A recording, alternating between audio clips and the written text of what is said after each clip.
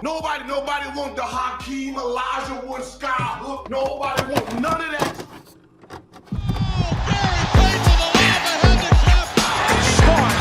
Hey guys, this is Dominique Wilkins. Hey, this is Sean Kemp. This is Gary Payton. Hey, this is Pau Gasol. NBA fans, what's up? This is Vince Carter here.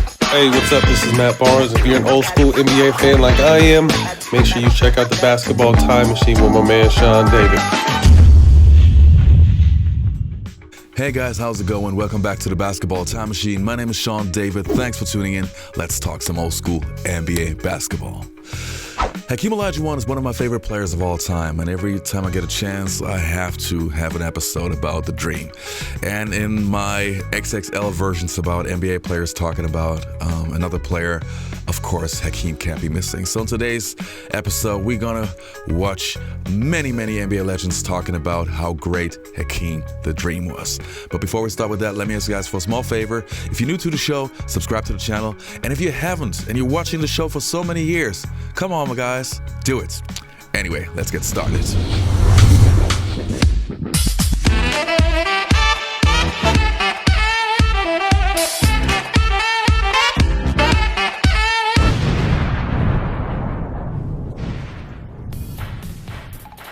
Now, the first player's opinion that we're going to take a look at is from David Robinson, who obviously was a big rival, both in the Western Conference, both most dominant players in their division. And of course, he has his opinion. Let's take a look. Yeah, but 94-95, you're MVP. You advanced to the Western Conference Final against the Houston Rockets. Yeah. And this was a great era in the NBA for big men. Yeah, absolutely. It was a and good you're time. one of them. I mean, this is you against Hakeem Olajuwon. It didn't get much better than that stuff. When we played those guys, felt like 20 times a year. They were in our division, so we played them all the time, and just great battles. I mean, all three of the Texas teams at that time were pretty good. So how challenged were you in that conference final against Olajuwon? Yeah, I was pretty challenged. Olajuwon was playing really well at that time, and I mean, Here's Game 6. Oh, man. Got to watch it again. Survival in these Western Conference Finals. Mismatches. Robinson. Off the feed from Avery Johnson. Olajuwon steps his way past Robinson. Robinson in the lane, missed the stop. Rockets with the loose ball. For Olajuwon. David Robinson just 7 points in the second half. And David still has some growing to do. And the Rockets have it. The Houston Rockets are on their way back to the NBA Finals. Thank you for that. I was going to ask you about Hakeem. Have you ever guard Hakeem? Dream?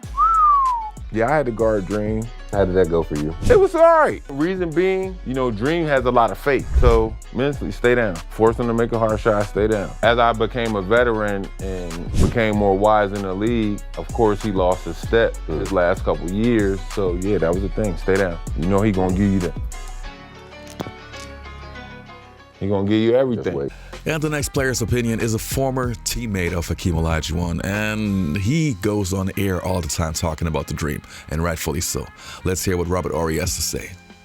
All the other teams I played for, the one common denominator was great big men. Think about Shaq, Tim Duncan, and if you said right now, name the top 5 big men, I played with 3 of them. Yeah. Who's who?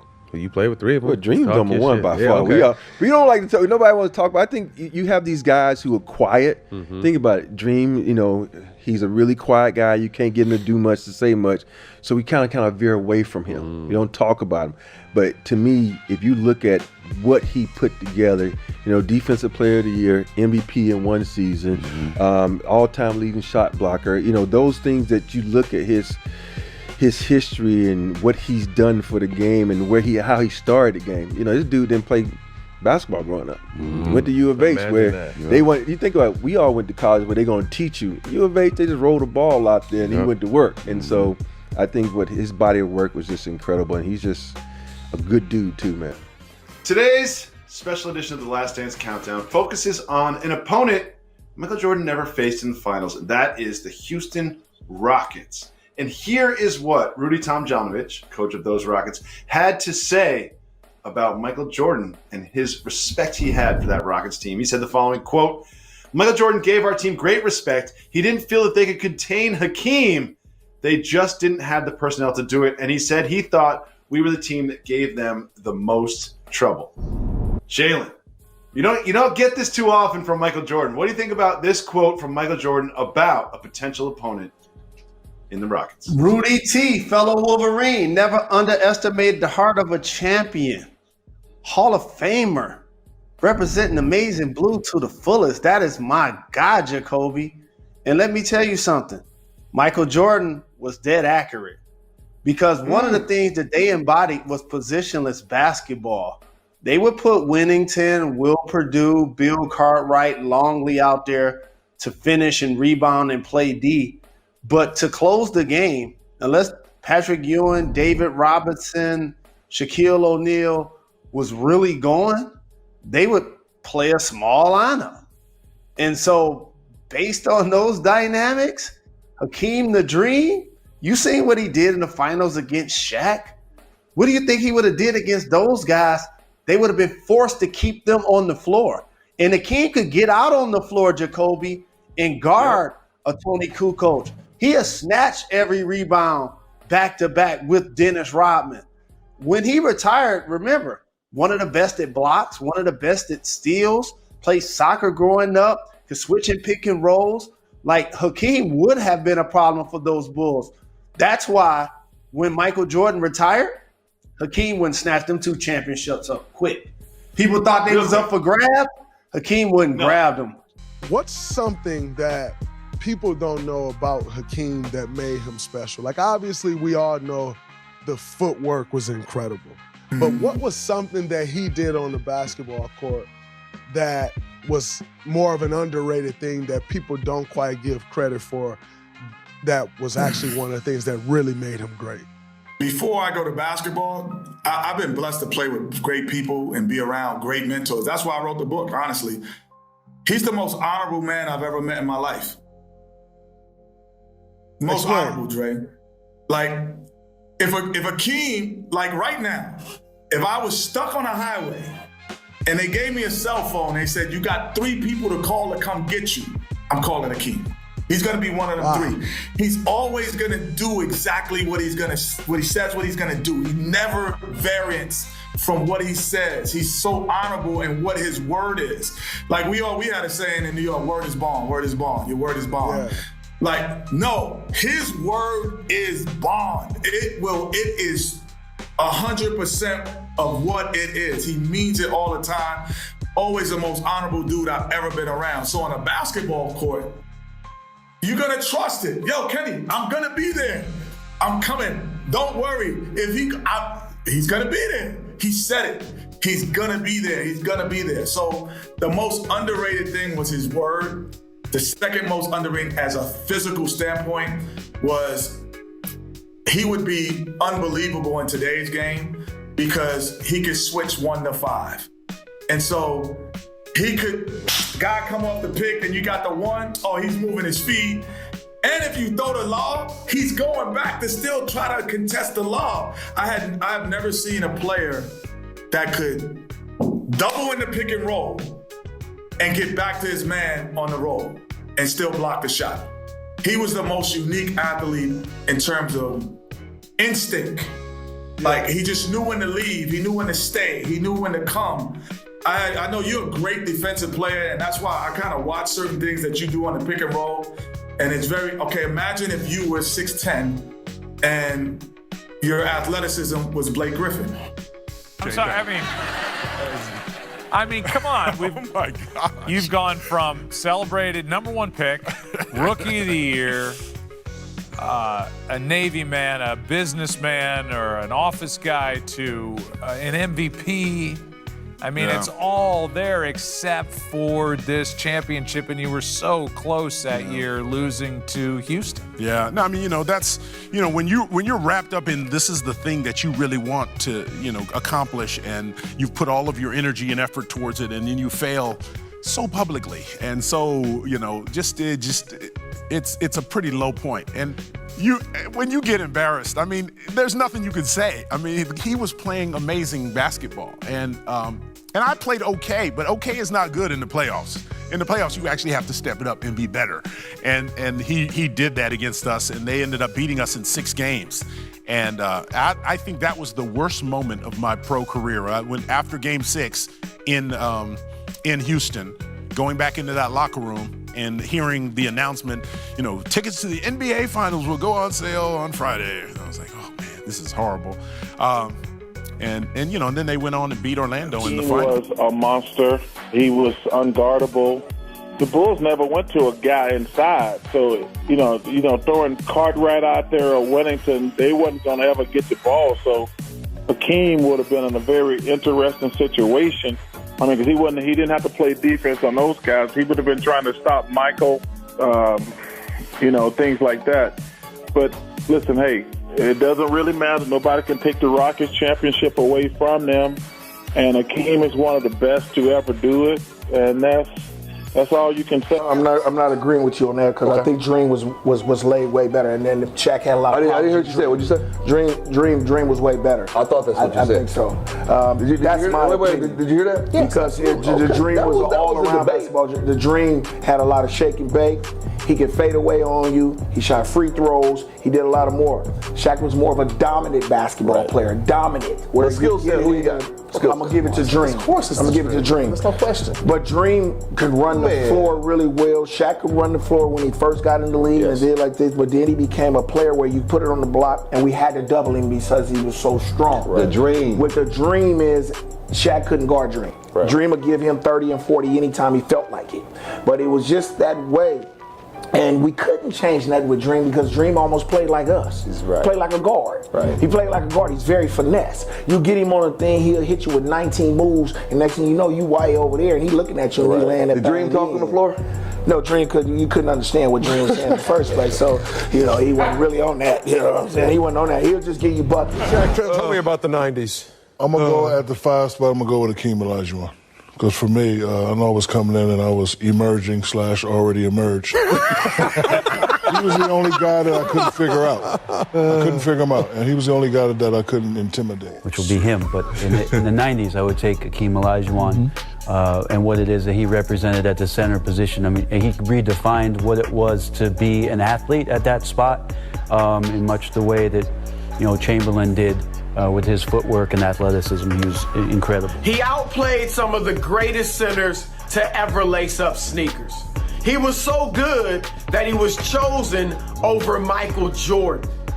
Much of what Joel Embiid is doing today, he was doing 30 years ago.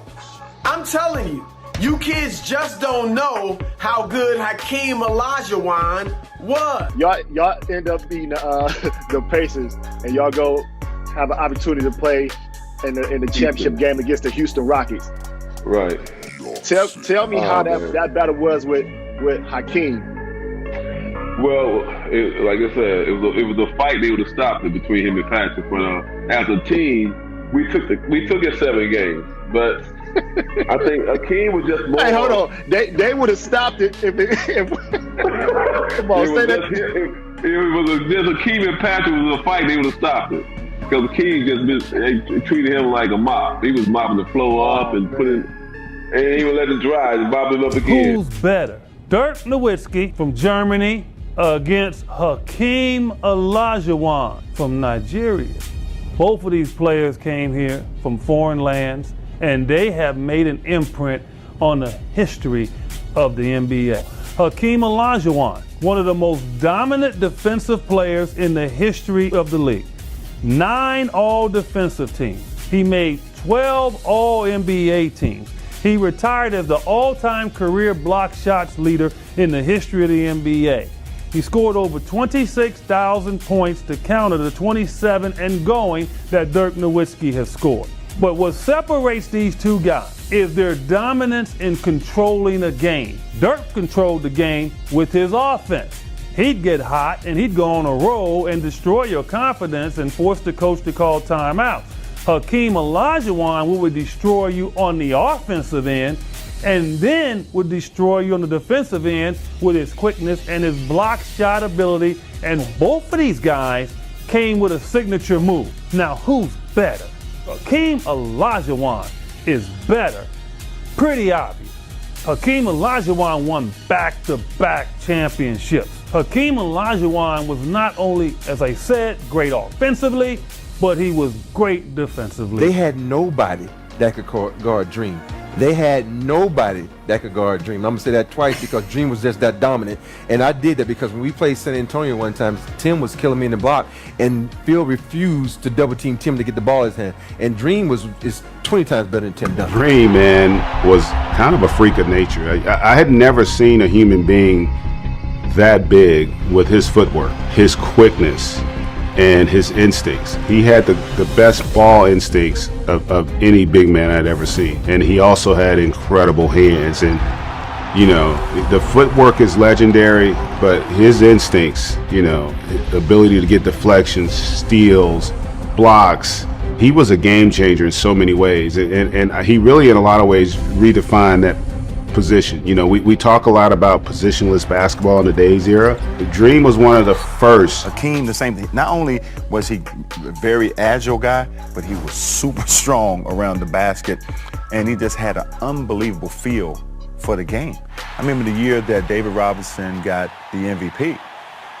He was a little upset about that, so he made a statement in the playoffs and basically destroyed it in the playoffs. But it's because of his footwork and the way he worked on his game. Because when he first came in the league, actually when he was at the University of Houston, didn't have great footwork at all. Wasn't a very good scorer. Right. It wasn't until he came in the NBA he developed all those skills. He's the first big man that crossed me over.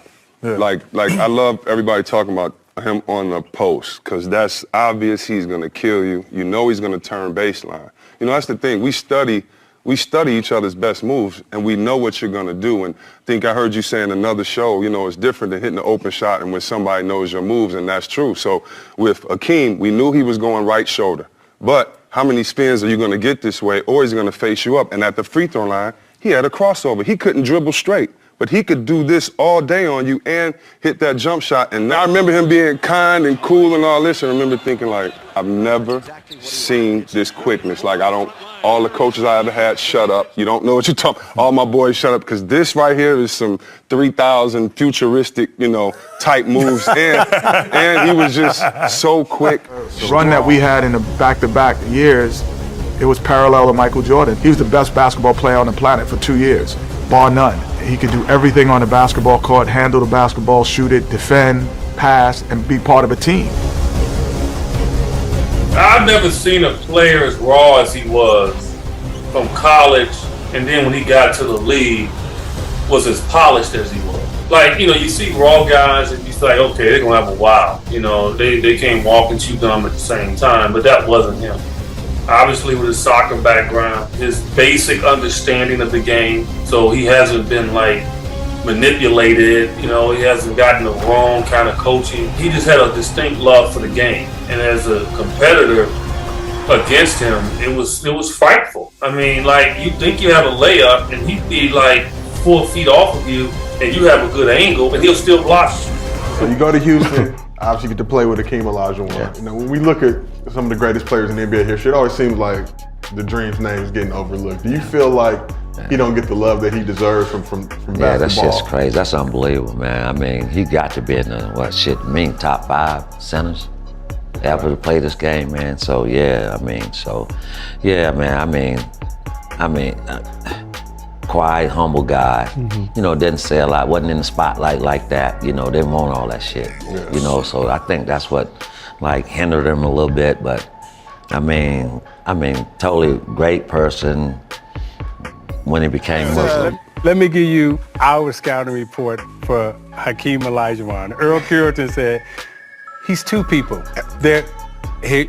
We got Hakeem, who give you the shake, and then I got to guard Olajuwon on the block. Seriously, that's true. You know what? They should have did that. 2 scouting reports. One with the goggles on, the goggles. I got Hakeem and Olajuwon. In '96, I was on the Olympic team, and we had Lenny Wilkins, and we didn't practice. So every day, Hakeem and I would play one-on-one. And his footwork was crazy, but he would tell me that he would take the footwork and the discipline of a guard and take that into the block. And so it all comes back to what we're saying. You see the athleticism, you see the shimmy and all that, but it's fundamentals. It's footwork, fundamental basics. And he would take the guard footwork and say, I just do what you do, but I do it on the block. And he was one of the best to ever do it. What I can say about Hakeem Olajuwon is he has arguably the best footwork of any center this game has ever seen. The inside, the outside jabs, beautiful balance. He could face you up and drill shots. Beautiful back to the basket game. Always giving you that dream shake. That dream shake, it was one of the best moves from a big man that I've seen because it was so fluid.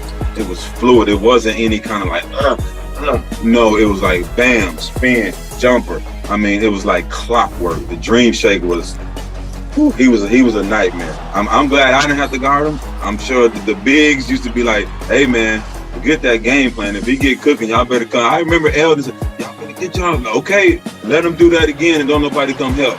If Sam or Kenny Smith beat you, I ain't helping you. So you have to go help.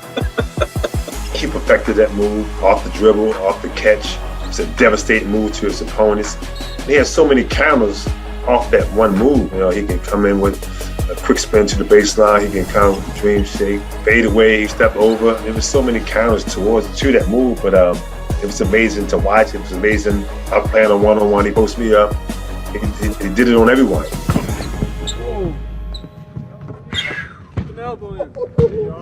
Oh, man. With Hakeem, played with David Robinson in San Antonio as well. What do you remember about playing with the Admiral? It was different and quiet. I mean, just get to it, you know. Just go and play and bust your ass and play hard, run the floor. I mean, just athletic as hell. That guy just got through talking back and jump, run like a deer. Just cut up. I mean, just a great guy, man. Great guy. Real great guy. Nightmares. Just quiet as hell, though, but great guy. Yeah. Nightmares. That's what you remember about him? Nightmares. It's telling you. I told you that my rookie season, Admiral lit me up, dog. 30 points, 30 minutes, 18 rebounds. He was couple blocks. He was tough. Going to town. He was tough. He was tough, man. I wasn't even there. I wasn't. That's how he was there. playing. It's like you just wasn't even there. I wasn't even there. Hey, throw me the ball. Ain't nobody on me. Damn. Who was tougher to guard? You were big. Like I know it's two Hall of Fame centers, but it's two different styles. You meant like the physicality of David Robinson, the agility, the skills, dexterity of Hakeem. I would say between those two, it was David Robinson. Really? Because of that athleticism, bro. Like he's also he's like a legit 7'1", right? Like Hakeem's a little shorter than really that. could run that motherfucker. Run that motherfucker. Yeah, you put on the floor and everything. Only thing he didn't do is shoot the three. Right, that's it. That's the only thing. Like he could put it on the floor. You know, he face you up. Yes. Give you that reverse sigma. Put it on the floor right in front of you. Make two, three dribbles. I'm to the basket. Boom, left or right. Oh yeah, no doubt. Then he coming down. He gonna beat that shit up. Yeah. Oh yeah, he gonna do all that. Start the break. Oh yeah. They coming down all over again. Give 5-0 the ball. Give 5-0 the ball. Avery Johnson. Avery Johnson. Avery Johnson. Give 5-0 the ball. Giving David, man, wasn't nothing you could do. He throwing lobs. Oh, no doubt. Wasn't nothing you could do. He was the catalyst of that team. Now, don't get me wrong. I think Dream again was one of the great centers in our league because I have to agree with Max with his footwork, but dog, the athleticism that David Robinson had, it was a different story. It was crazy. Olajuwon, he was in the top 10 in 5 categories: steals, rebounds, block shots, scoring, and shooting percentage. You know what I mean? To have a big guy of his size to be in the top 10 in steals. Now you can assume that he would be in blocks, which to me shows the versatility of what type of guy he really was. I'll never forget, we was playing against the Rockets one time. I think this was my first or second year. And Hakeem Olajuwon, who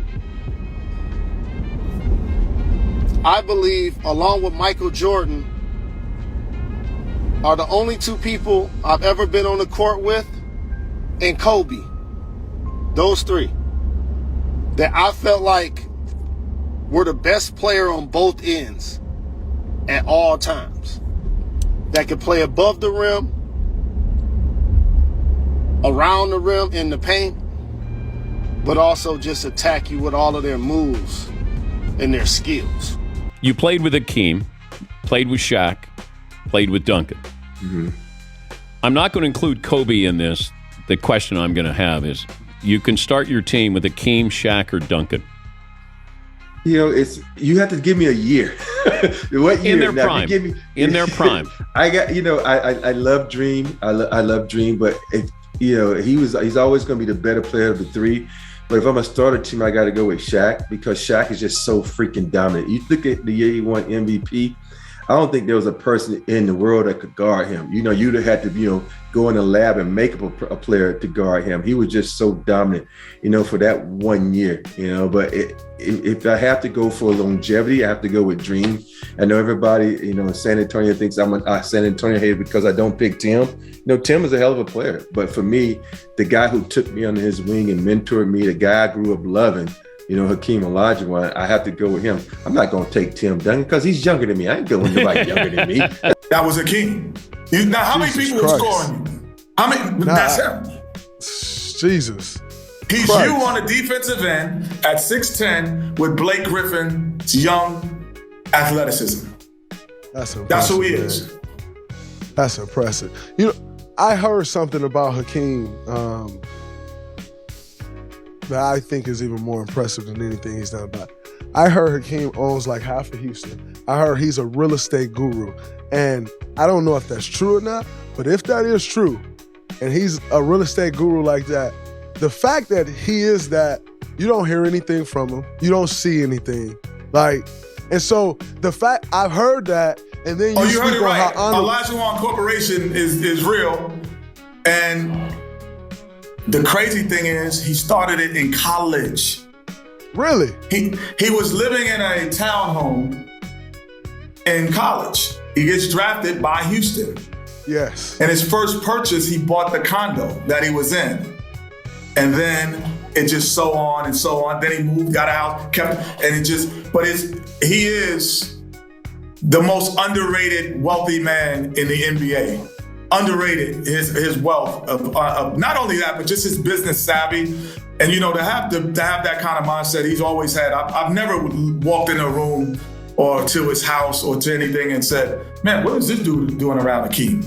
Never that. His company that he keeps, you're like, man, can I know you? Can I get to know who you are? So fast. Yeah, he did. You know what? Hakeem is probably the person that told Michael Jordan he should play baseball. You know, they're probably out drinking one night. Hakeem was like, you know what? You're great at this basketball thing, but I feel like there's a real future for you in another sport. Be the first champion in 2 professional sports. You can do it, Mike. You might have done the basketball thing. And then when he left the bar, Hakeem was like, yeah, I got that dude. You get drafted to a team with Hakeem Olajuwon.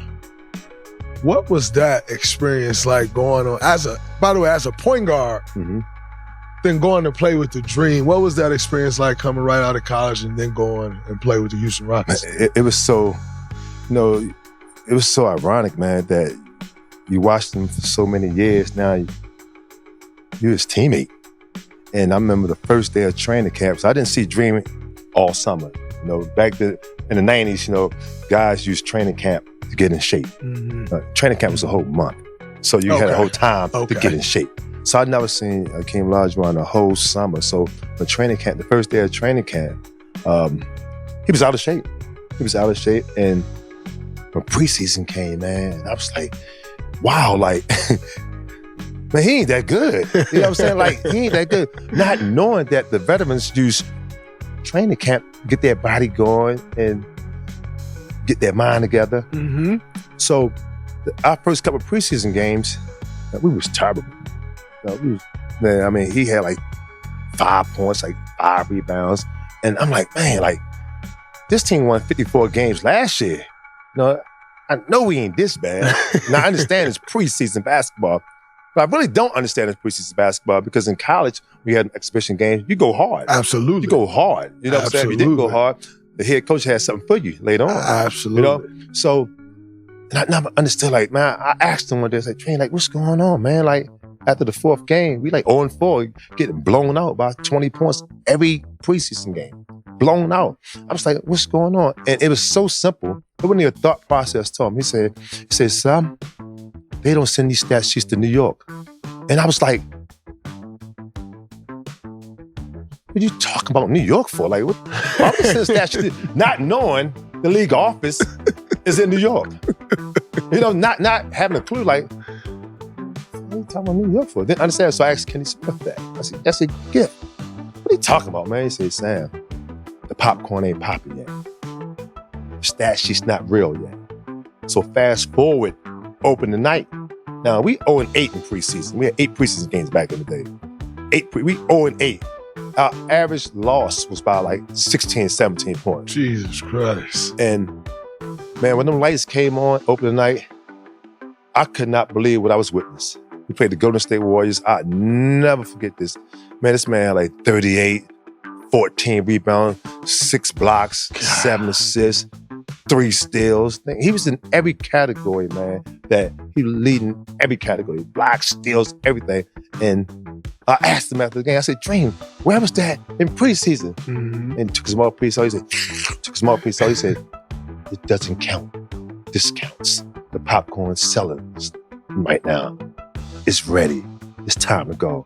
And ironically, we went 18-0. No, we went 21-0 to start the season off. 0-8 in preseason, went 21-0 to start the season.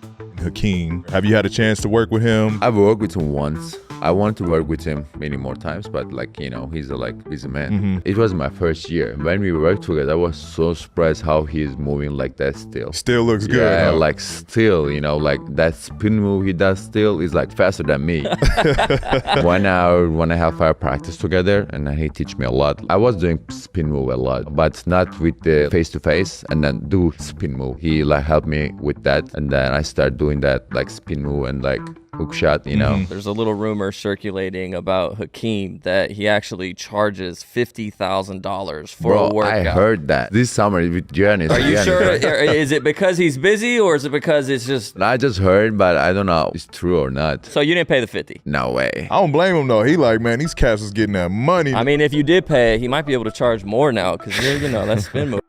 So who was better, Hakeem or Shaq? Hakeem was better. Shaq was more dominant, but Hakeem was better. You want me to expand on that? Yeah, I do, because look, I feel like, you know, and I know we're all a little guilty of this stuff where it's like, oh, this guy's so underrated. This guy's, because like my 2 biggest criminally underrated players are Moses and Hakeem. We played in Seattle, and first half, I had a confrontation with one of the players on Seattle's team. Now we've got Peyton and Maxwell, John. It broke up, but I was so upset when I used to get mad. I don't know why I used to do this. I just go to spitting on the floor. So Hakeem says, have some class. Stop spitting on the floor. So Vernon's like, who's this guy I think he is telling me I should have class? And who is he? Doesn't run this. He's not run my life. So Vernon spits again. Maxwell, push me to the point. Let's fight. And then he walked up to me, stood over me. He said, what did you say?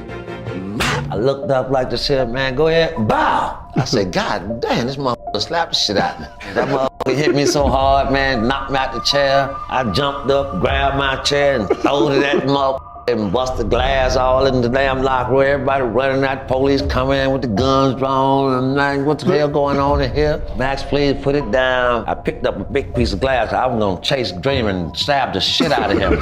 They would bring that attitude next to San Antonio. Awaiting them was the team with the league's best record, the season's most valuable player, and some added motivation. Congratulations, David Robinson, 1995 NBA MVP. Especially for Hakeem Olajuwon. I think deep down inside, with his personal pride, it gave him some extra fire. Hakeem, who has the heart of a champion, you know he'll respond tonight. He will respond. Shouldn't have ever given that award out before the series started. It was a point Hakeem would drive home to David Robinson. Oh, man! He didn't know how to guard Hakeem. If David Robinson is not quick enough to stop you, nobody is. Dream gave him too many fakes, and I think that's just really frustrating. I tell you, Olajuwon has David Robinson just bamboozled. You kind of felt like he could do what he wanted when he wanted.